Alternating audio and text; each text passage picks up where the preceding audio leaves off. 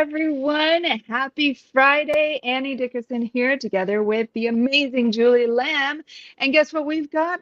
A bucket of laundry to fold, and we're doing it right here with you inside our homes. So, welcome to this edition of Laundry and Learn. It's like a lunch and learn, but we're folding laundry and we're talking about real estate and life, financial freedom, and all the things that we hold near and dear.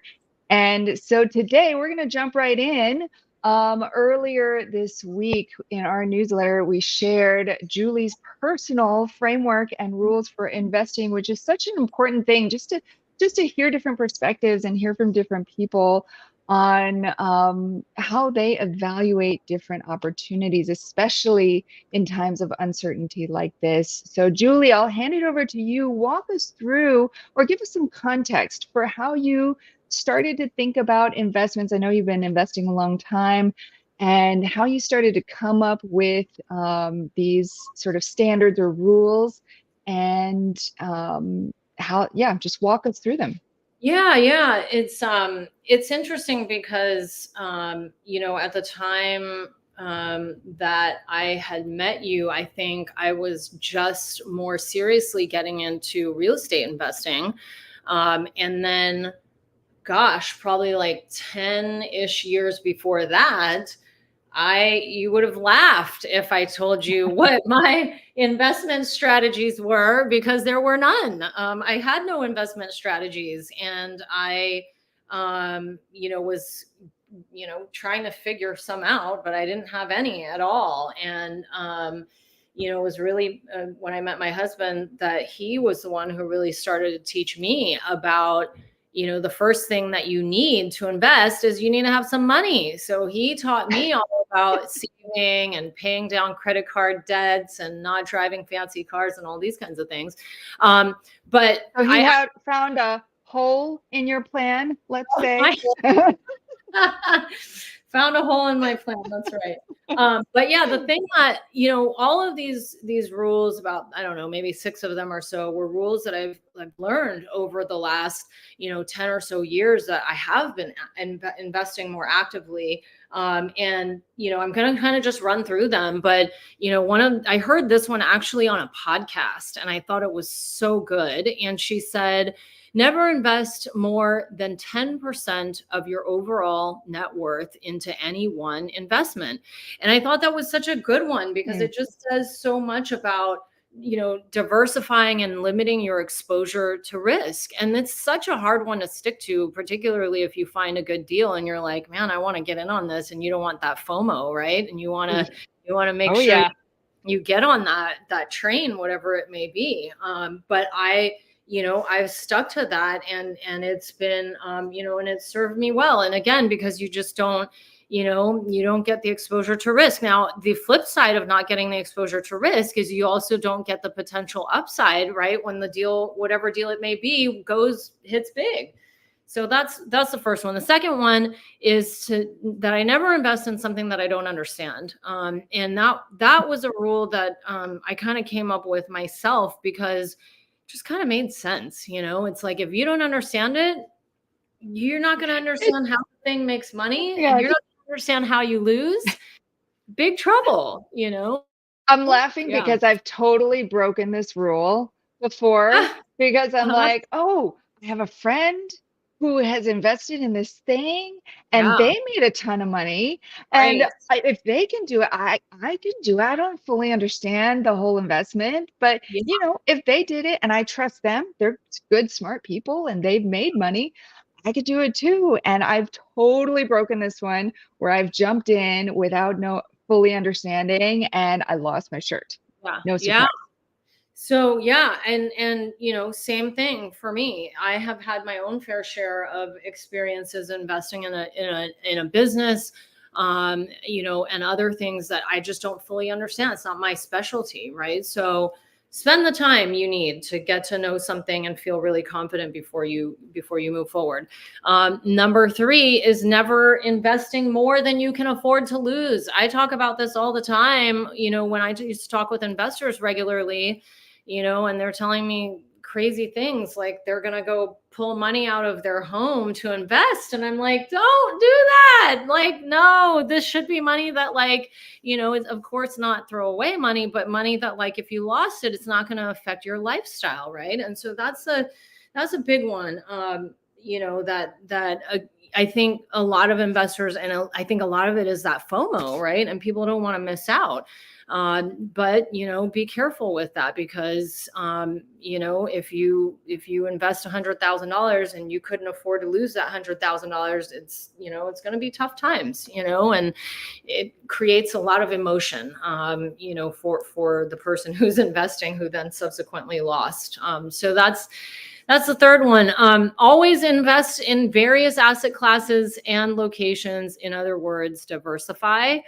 And I know Warren Buffett had said that diversification is for idiots. I don't know if you heard him talk about that, but guess what? I'm not Warren Buffett.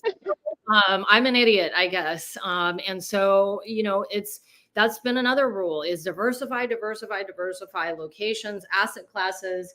I've got, a number of different investments in all kinds of different fun things that I studied, things that I feel comfortable with, things that I feel confident in. And so that's something else, is diversification is another easy way to mitigate exposure to risk.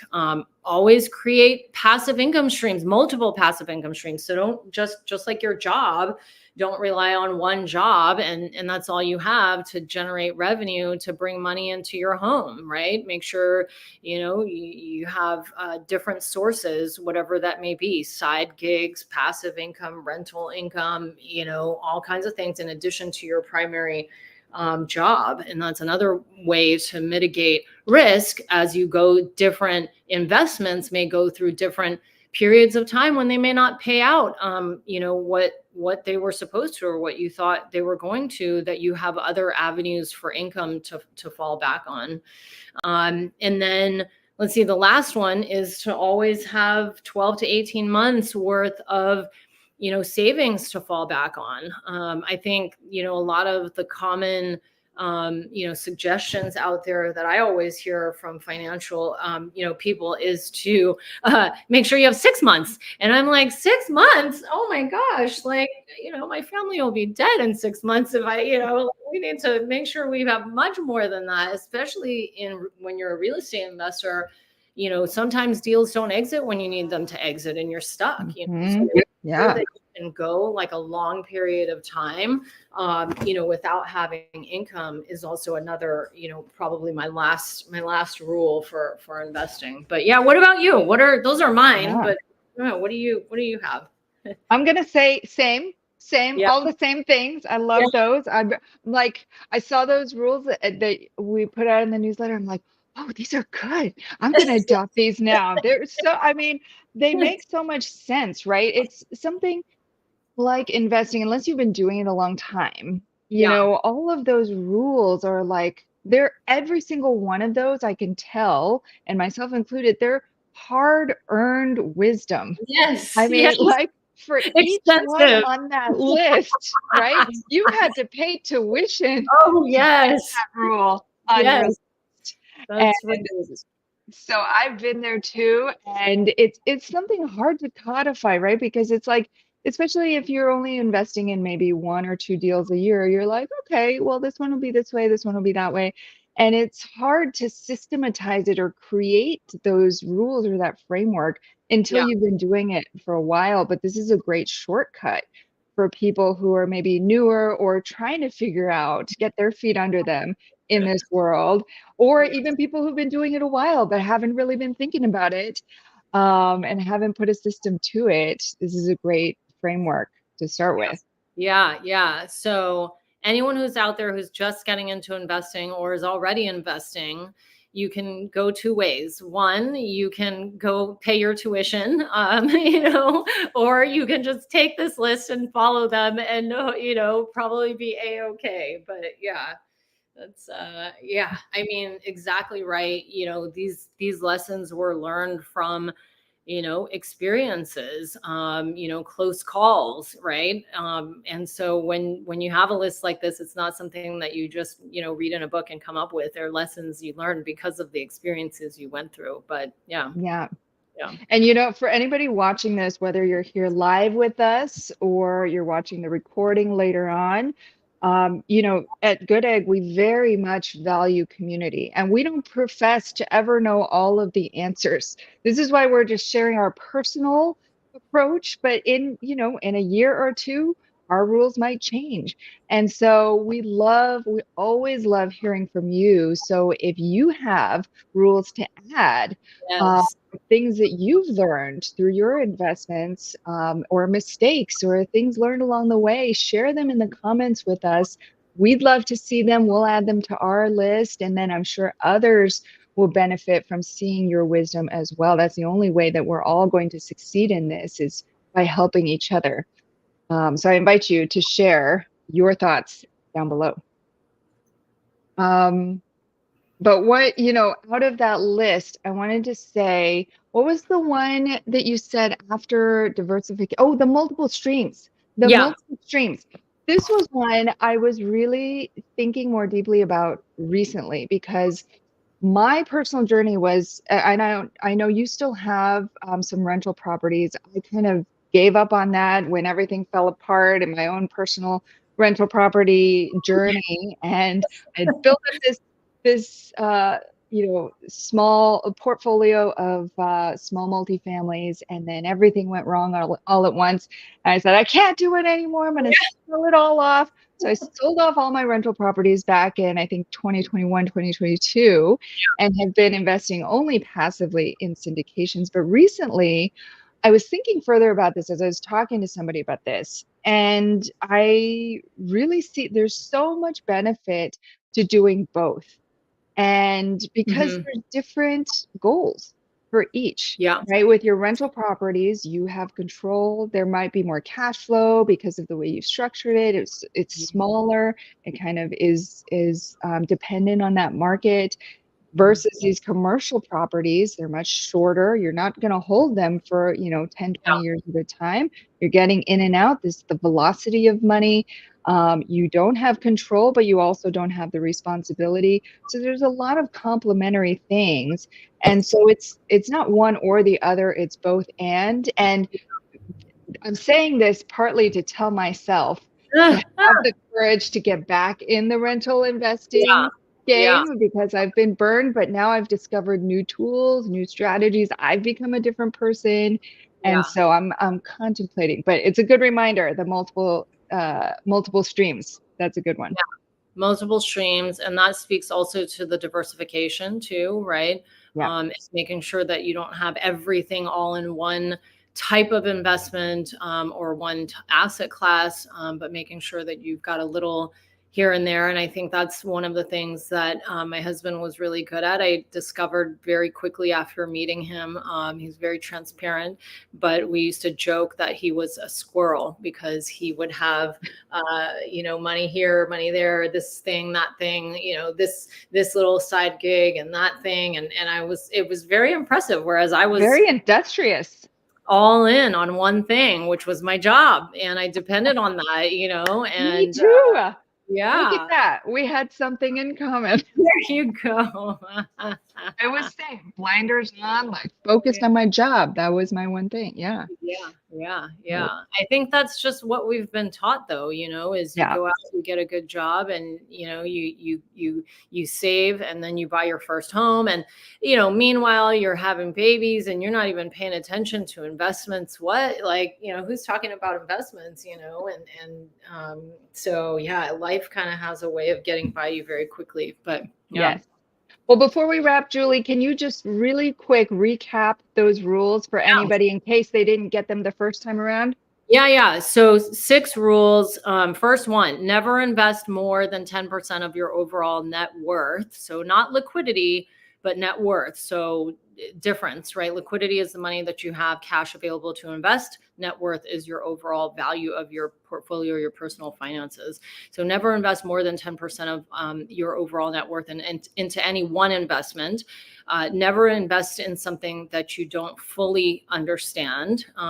Making sure that it's something that you've done the research, you spent a good amount of time, mainly that you feel comfortable, that you understand it. It doesn't mean that you need to be an expert in it. It just means that you need to get to a place of comfort and safety with yourself, and don't get stuck in analysis paralysis, because I've done that before and have missed out on good opportunities, and look back like, oh man, wish I did. Never invest in, more than you can afford to lose. That's number 3. You just got to make sure that what you're playing with is money that you can afford to lose, and not money that you're relying on to, pay your rent, or, pay your car expenses, or private school, or whatever it is that you need money for to live.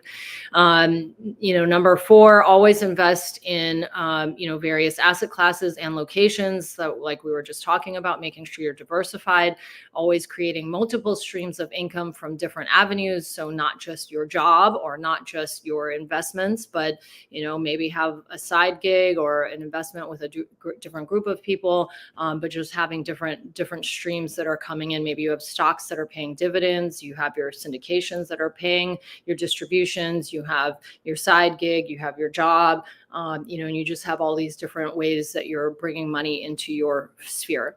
And then the last one is to make sure that you always have 12 to 18 months worth of savings to live on, that you can go through, that you can lean on. The 12 to 18 months of savings should not be your mom and dad. It definitely should be money that you have access to, that is in your bank account, under your control.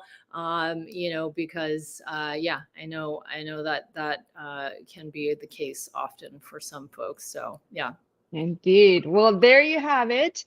And so Julie's personal 6 rules of investing, coming from many years of battle-tested wisdom.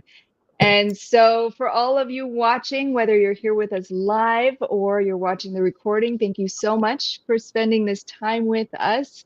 And if you have an investment that you're considering, or you just want a sounding board, or you want to meet some other investors, you want to meet our team, we have a variety of different events, both online and in person, for you to connect with us, because we're all about community here at Good Egg Investments. And so we want to support you in every way that we can.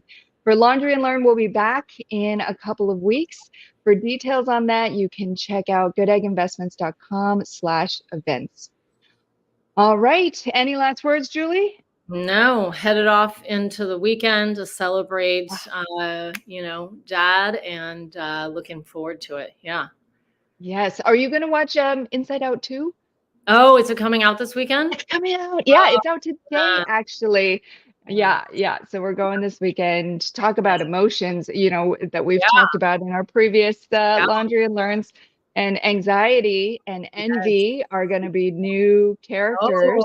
oh, So I think gosh. anxiety, envy, and embarrassment, all of Those- which are so related to investing. So we might have to circle back on that. Yeah, yeah. Well, let me know how it is. I definitely want to watch it, but yeah, enjoy. Sounds good. All right. Thank you, everyone. We'll see you next time. Later.